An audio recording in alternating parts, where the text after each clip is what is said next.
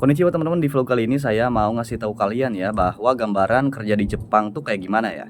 Yang pertama, kalian tuh udah pasti wajib ya harus bisa bahasa Jepang teman-teman. Soalnya kenapa? Kalau misalkan kalian gak bisa berbahasa Jepang kayak gitu ya, tinggal di Jepang itu pasti akan kesusahan teman-teman. Ya rata-rata orang yang gak bisa bahasa Jepang itu biasanya orang Vietnam teman-teman. Orang Vietnam di Jepang tuh membludak banget, banyak banget kayak gitu ya. Terutama orang Cina juga kayak gitu ya. Ada kemungkinan angkanya udah mulai disusul gitu ya sama orang Cina gitu teman-teman. Dan terus kalau misalkan kalian kerja di Jepang, kalian tuh harus menyamakan kebiasaan, kemudian misalkan kecekatan ya teman-teman, dan juga budaya-budaya Jepangnya teman-teman, karena memang budaya Jepang tuh sangat dilestarikan banget teman-teman kayak gitu ya. Ya kebetulan saya sekarang lagi di taman teman-teman.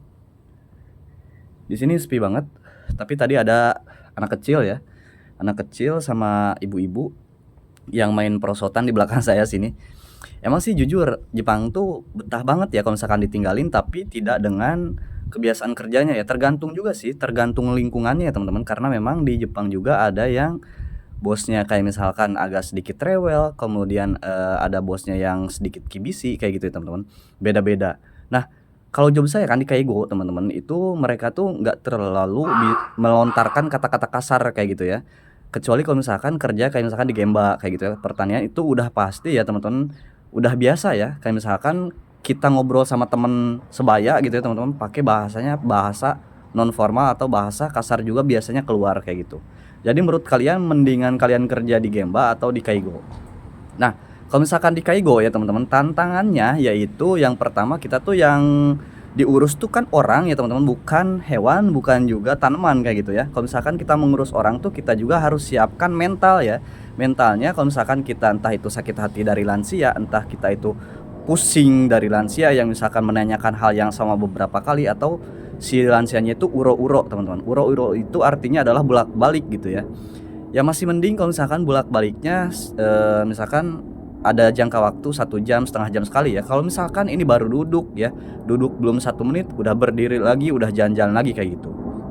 Nah terus kalau misalkan ya di job saya teman-teman, itu job saya tuh di Kaigo Dai Service ya. Kaigo Dai Service itu jadi siang doang, nggak ada shift malam teman-teman. Jadi biasanya orang-orang yang masih tinggal di rumah dititipin ke Kaigo Dai Service tempat perusahaan saya kayak gitu. Dan Kaigo Dai Service juga beragam ya teman-teman, nggak sama semua kayak gitu ya. Ini maaf saya sambil ngerokok. Jadi pada intinya setiap pekerjaan, setiap job, dan setiap perusahaan dimanapun itu kita ditempatkan pastinya akan ada tantangannya masing-masing kayak gitu teman-teman. Nah kalau misalkan teman-teman saya yang di pertanian ya, mereka tuh lebih ke bebas pikiran, tapi akan tetapi gitu ya, tetap aja ada tantangannya gitu teman-teman. Yang pertama dari segi tenaga, kemudian dari segi apa, cuaca kayak gitu ya teman-teman, kemudian dari rekan kerja juga kayak gitu ya. Dan alhamdulillah kalau di tempat kerja saya rekan kerjanya pada baik semua teman-teman, termasuk orang luar negerinya juga pada baik dan satu pikiran sama kita gitu ya. Saya kan orang Indonesia berdua, kemudian ada orang Nepal 1 orang, kemudian ada orang Brazil 1 orang. Jadi pada intinya teman-teman, kalau misalkan kita ada sefrekuensi gitu ya sama teman kita gitu ya di perusahaan, itu masih mending, masih baik ya. Kalau misalkan senpai kita gitu ya, atasan kita yang emang kibisi, itu pasti otomatis nggak betah teman-teman. Nah kalau di tempat saya itu yang kibisinya tuh ada 2 orang, yang 1 orang di cabang yang satunya lagi, dan yang 1 orangnya gitu ya ada di tempat saya kayak gitu. Emang ini orangnya tuh rewel banget karena memang itu dia tuh bos gitu ya, bisa disebut bos di sini, tapi kedudukannya gitu ya kayak misalkan supervisor lah kayak gitu ya. Kalau misalkan yang manajernya itu ada lagi kayak gitu teman-teman.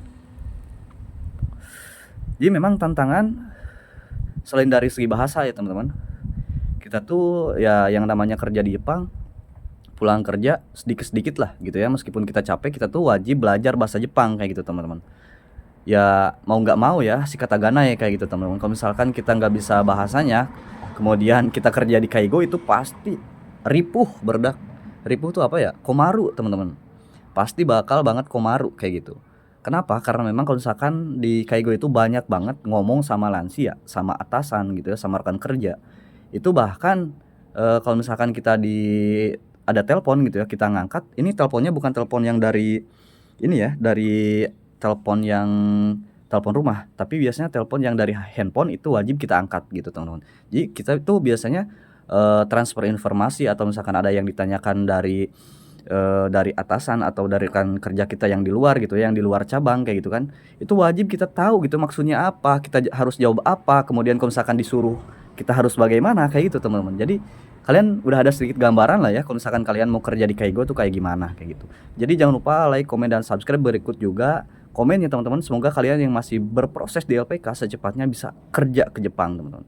Arigatou gozaimashita.